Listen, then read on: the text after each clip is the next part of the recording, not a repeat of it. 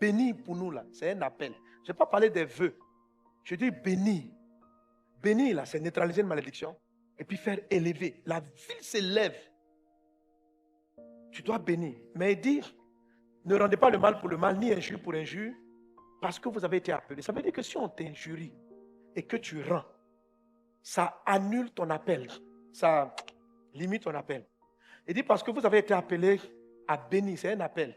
Et puis le truc, c'est qu'il dit, afin d'hériter la bénédiction. Beaucoup de chrétiens ne rentrent pas dans leur bénédiction. Tu es déjà béni, ça c'est certain, tu es béni. Maintenant, il dit, je peux avoir une voiture et être piéton, parce que je n'ai pas le permis. Je suis propriétaire, mais je ressemble à quelqu'un qui n'est pas propriétaire, parce que je n'ai pas le permis. Tous les chrétiens sont bénis. En Christ, on est béni. C'est évident. Alléluia. Par contre, on peut ne pas conduire notre bénédiction. On peut ne pas posséder. On peut ne pas utiliser. Il dit, ce qui fait qu'on n'utilise pas, c'est parce que nous-mêmes, on n'arrive pas à bénir. Il dit, bénissez afin que vous héritiez la bénédiction. Donc, si je ne suis pas quelqu'un qui est capable de bénir, qu'est-ce qui fait qu'un chrétien ne peut pas bénir? Parce que quand on l'injurie, quand on lui a dit du mal, son âme a encaissé. Ça lui fait trop mal. Un chrétien qui a trop mal dans l'âme, même s'il dit je bénis ma famille, ça ne peut plus passer à cause de ton état d'âme. La fidélité est l'élément par lequel Dieu va garder votre cœur. Pour ne plus que vous soyez atteints. La fidélité préserve ton âme des coups. La fidélité va te donner. C'est pourquoi j'appelle ça une discipline. Parce que la chair de l'homme est fragilisée. Nos âmes sont fragiles. Or, c'est l'âme qui bénit. Jésus dit, si tu dis à la montagne, déplace-toi, que ton cœur ne bouge pas, la montagne va se déplacer. Un fidèle, c'est quelqu'un qui a une vertu et qui la garde. Si par exemple, il y a un niveau d'offense que tu ne sais pas pardonner, tu ne peux plus bénir parce que ton âme a pris un coup. Si ton mari t'a fait quelque chose qui t'a fait tellement mal, tu es dans le foyer, mais tu as trop souffert. Tu deviens comme incapable d'ouvrir ta bouche. Même si tu ouvres ta bouche et que tu dis, j'enlève l'adultère de mon foyer et je bénis ma maison de la fidélité, de la loyauté. Ta bénédiction est comme stockée, c'est pas efficace. C'est pas efficace parce que ton âme a encaissé.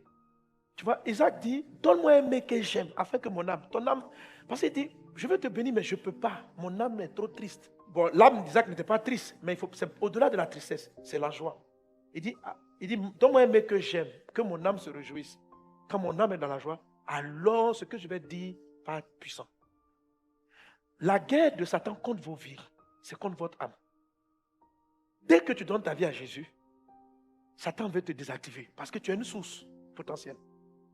Tu es capable d'arrêter ce qu'il est en train de faire contre ton village, contre ta famille et contre ta vie. Tu peux l'arrêter. Alors, s'il arrive à atteindre ton cœur, s'il arrive à ce que tes bénédictions se transforment facilement en plaintes et en murmures, c'est comme si tu es venu neutraliser toi-même. Ta capacité à être une source. Ce n'est pas que tu n'es pas béni, mais tu n'es plus une source. C'est ce qu'il explique en Jacques chapitre 3, verset 9. Vous savez, le mot maudit, ce n'est pas forcément faire des imprécations. Ça veut dire du mal. Ça veut dire on critique. C'est ça. Vous voyez la phrase, il dit, par notre bouche, on bénit Dieu. Il y a très peu de personnes qui peuvent maudire Dieu. On ne peut pas le faire. Nous tous là, oh Dieu, tu es le merveilleux, tu es le bon. Voilà. Il dit ça c'est bien. Ça dit que ta bouche ne peut pas bénir Dieu et maudire les hommes. Donc quand la source est comme ça, Dieu ferme le robinet. Parce que tu ne peux pas chanter les louanges, Dieu est extraordinaire. Et puis quand tu arrives sur les gens, en fonction du mal qu'ils t'ont fait, tu libères des paroles dangereuses sur leur vie. Il n'a pas dit par elles nous bénissons d'autres hommes, non. Il dit non. Une chose est certaine, c'est que tout le monde bénit Dieu. Ça c'est vrai. Mais les hommes, on ne les bénit pas tout le temps à cause de l'état de notre âme. Et la source ne peut pas bénir et maudire. C'est ce qui fait que des chrétiens sont bénis, mais ils ne sont pas des sources. Ils ne sont pas des sources à cause de l'état. Mais pourquoi on n'est pas des sources? On n'est pas des sources à cause de la fragilité et du changement de notre cœur. La fidélité, c'est l'art de rester constant dans une chose que Dieu a fait en nous. Si j'arrive à avoir ça, je ne peux que bénir et je deviens une source constante. Amen. Dieu va le faire dans ta vie. C'est faisable. Ta famille va être bénie. Écoutez, quand les gens vous critiquent, le plus grand combat, c'est pour ça que les maisons me disent, mais les gens t'ont incité sur Internet, est-ce qu'on dit un mot? Moi, je crois que la guerre n'est pas de répondre. La guerre, c'est que Satan est en train d'attaquer mon âme. Quand Dieu vous utilise et qu'il y a des miracles, que les gens viennent et puis on vous idolâtre, c'est ton âme. Tu ne peux pas te prendre pour Dieu. Parce que là, ta bouche est en train de maudire Dieu. Quand quelqu'un est en train de dire, je suis un homme trop dangereux, je suis le prophète de toute la terre, frère. Tu n'es plus en train de bénir Dieu, tu es en train de prendre la gloire de Dieu. Donc quand vous voyez les gens, parce que ça aussi c'est un système qui change votre cœur. Ce n'est pas l'amertume seulement qui dérange le cœur, non. Même l'élévation, hein, les remerciements. Il ne faut pas refuser les remerciements, mais dans la vie, tu vas faire du bien aussi. Le bien que tu vas faire va amener les gens à vouloir te célébrer. C'est une tentation. Il faut être fidèle à Dieu. C'est-à-dire que, quelle que soit la manière dont Dieu va t'utiliser, reconnais toujours que c'est Dieu et que tu dois ta vie à Dieu. Tu es fidèle. Ça ne change pas ton cœur. Tu ne te prends pas un matin pour un gars trop intelligent. C'est-à-dire qu'un fidèle, là, tu reconnais que tout ce que tu as, ce que tu es, ça vient de Dieu. Donc, pour corrompre le cœur d'une personne, si Satan voit que toi, tu n'arrives pas à être amer, on t'insulte même, tu laisses tomber. Il peut te donner beaucoup de... Il peut te permettre à ce que l'argent même soit dans ta main.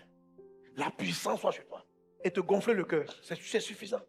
Il vient de fermer le robinet. Parce que là, tu ne vas plus bénir Dieu. Tu ne vas plus élever Dieu. Tu vas t'élever aux yeux de Dieu. Garder son cœur est la source de toute vie. Garde ton cœur plus que toute autre chose. Parce que c'est de lui que sont les sources. Rappelez le terme source de bénédiction. Source de bénédiction. C'est le cœur qui a le problème.